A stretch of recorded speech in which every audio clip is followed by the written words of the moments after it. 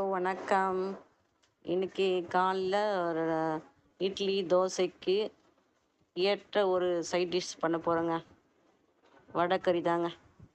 வடைக்கறிக்கு வந்து 2 கைப்பிடி கடலைப்பருப்பு எடுத்தோன்னா ஒரு கைப்பிடி வந்து துவரம் பருப்பு போட்டு ஒரு 1/2 ஊற வச்சு கொஞ்சமாக உப்பு போட்டு அரைச்சிட்டு மிக்சியில் கொஞ்சம் ஒன்று பாதியமாக குறைன்னு வச்சுக்கணுங்க. இதை வந்து தோசைக்கல்லில் இது மேடை மாதிரி தட்டி விட்டுறணும். சீக்கிரமாக டக்குன்னு செய்யறதுக்காக தான் இது மாதிரி பண்ணுறோம். எண்ணெய்லாம் வடையெல்லாம் போட்டு பண்ணலாம் அந்த வடைக்கறியை. இது வந்து தோசைக்கல்லில் போட்டுட்டு லைட்டாக எண்ணெய் விட்டு திருப்பி போட்டு வெந்த பிறகு எடுத்து உதிர்த்து வச்சுட்டு பண்ணுற வடைக்கறிங்க. சீக்கிரமாக டக்குன்னு முடிஞ்சிடும். அது இந்த மெத்தட் தான் இப்போ நம்ம செய்ய போகிறேன்.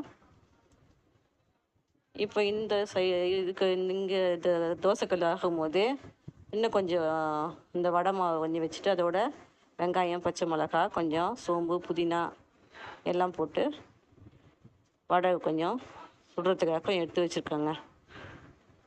இது இங்கே ஆகிட்டு இருக்கும்போது வடை சாப்பிட்றதுக்காக கொஞ்சம் சைடில் அது ப்ரிப்பேர் பண்ணிட்டுருக்கேன். 2 பக்கம் போட்டு திருப்பி எடுத்து வெந்துட்ட பிறகு நம்ம வந்து வெங்காயம், தக்காளி, பச்சை மிளகா, பட்டை, லவங்கம், ஏலக்காய்லாம் போட்டு தாளித்து வடைக்கறியை செய்ய போகிறோம். இட்லி பானையில் கூட அதை அவிச்சு பண்ணுறாங்க. அந்தளவுக்கு டேஸ்ட் வராது. இது வந்து இந்த தவாவில் போட்டு அடை மாதிரி பண்ணுற ஒரு வடைக்கறி ஒரு டேஸ்ட்டு. வடையாகவே சுட்டு அதாவது உதிர்த்து போட்டு செய்கிறது ஒரு டேஸ்ட்டு. இன்னும் நான் இட்லி பானையில் அவிச்சு செய்கிற ஒரு வடைக்கறியும் ஒரு டிஃப்ரெண்ட் டேஸ்ட்டு. இப்போ வந்து ஒரு கடாயில் எண்ணெய் விட்டு தேவையான அளவுக்கு நான் ஒரு 3-4 குழிக்கரண்டி தண்ணி எண்ணெய் விட்டுருக்கேன். இல்லை எண்ணெய் காஞ்ச பிறகு சோம்பு, கடுகு போட போகிறேன். சோம்பு, கடுகுலாம் நல்லா வெடித்த பிறகு வெங்காயம், பச்சை மிளகா போட்டு உப்பு போட்டு வதக்கணும். பாருங்கள், சோம்பு ஒரு 1/2 ஸ்பூனு, கடுகு ஒரு 1/4 ஸ்பூன் போட்டு ஊற்றிட்டோம். பட்டை 2 துண்டு, லவங்கம் ஒரு 4 பீஸு, பச்சை மிளகா காரத்துக்கு அந்த 2 பச்சை மிளகா போட்டுக்கலாம். பொடியாக நறுக்கின வெங்காயத்தை வந்து ஒரு 4 கைப்பிடி வெங்காயம் வதக்கலாம். கருவேப்பிலை சேர்த்து வதக்கலாம்.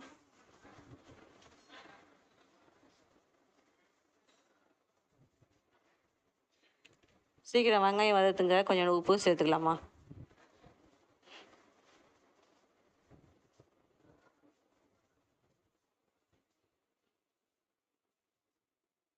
கொஞ்சம் லைட்டாக வதங்கின பிறகு 1 ஸ்பூன் இஞ்சி பூண்டு பேஸ்ட்,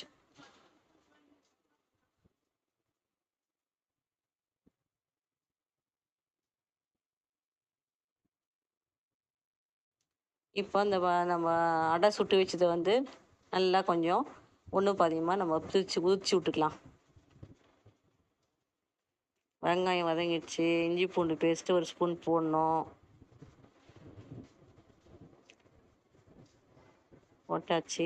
இப்போ வந்து கொஞ்சம் நல்லா அந்த பச்சை வாசனை போகிற வரைக்கும் வதக்கிட்டு தக்காளி, கொஞ்சம் மிளகாய்த்தூள், கொஞ்சம் தனியாத்தூள் இதை போட்டு நம்ம வதக்க போகிறோம். தக்காளி லைட்டாக வதங்கிடுச்சு. தக்காளி சீக்கிரம் வதங்கினா இன்னும் கொஞ்சம் உப்பு கூட சேர்த்துக்கலாம் லைட்டு. இப்போ வந்து 1 ஸ்பூனு தனி மிளகாய்த்தூள், ஒரு 1/2 ஸ்பூன் வந்து தனியாத்தூள் போட்டாச்சு. மஞ்சத்தூள் கொஞ்சம் சேர்த்துக்கலாம்.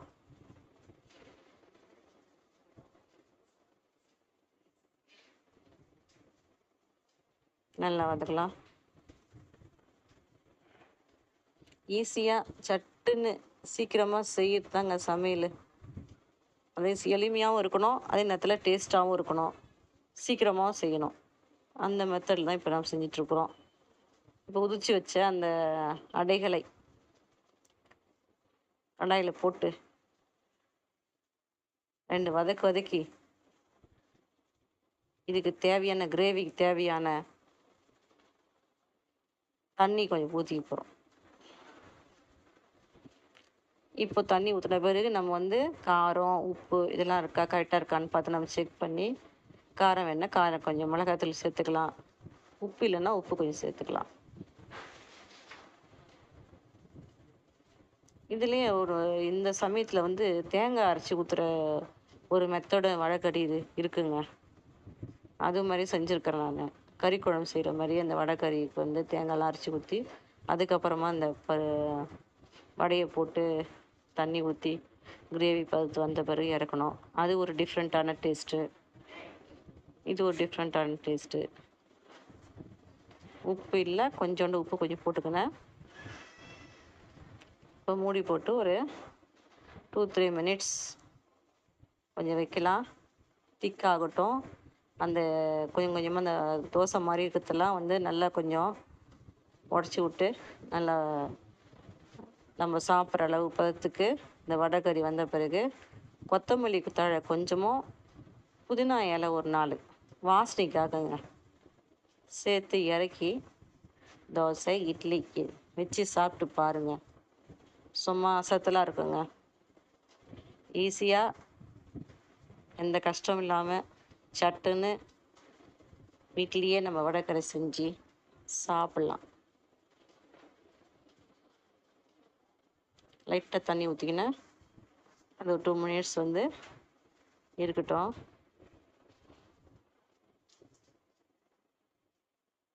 அவ்வளோதாங்க. இப்போ கொத்தமல்லியும் புதினாவும் போட்டு இறக்குனா சும்மா கமன்னு நல்ல பிள்ளைங்களாம் விரும்பி சாப்பிடக்கூடிய வடைக்கறி ரெடி.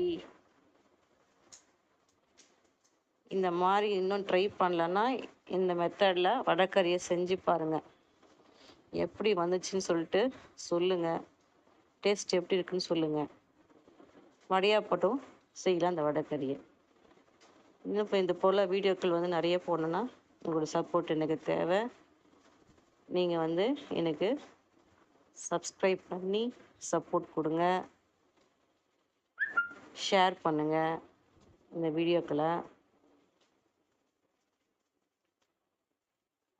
இன்னும் என்ன நிறைய வந்து இது போல் வீடியோக்களை வந்து போடுவதுக்கு அது ஒரு ஊக்கமாக இருக்கும். நம்மளுக்கு எந்த அளவுக்கு வேணுமோ அந்த அளவுக்கு நம்ம வந்து சாப்பிட்ற பதத்துக்கு நம்ம நான் கொஞ்சம் திக்காகவே வச்சுருக்கேங்க வடைக்கறியை. நம்ம கடையிலலாம் பார்த்திங்கன்னா கொஞ்சம் தண்ணியாக இருக்கும். இது பாருங்க, ஏற்கனவே அதில் வெங்காயம் போட்டு வடை சுட்டிருக்கேன். இந்த துவரம் பருப்பு சேர்க்கறதுனால ரொம்ப டேஸ்ட்டாக இருக்குங்க.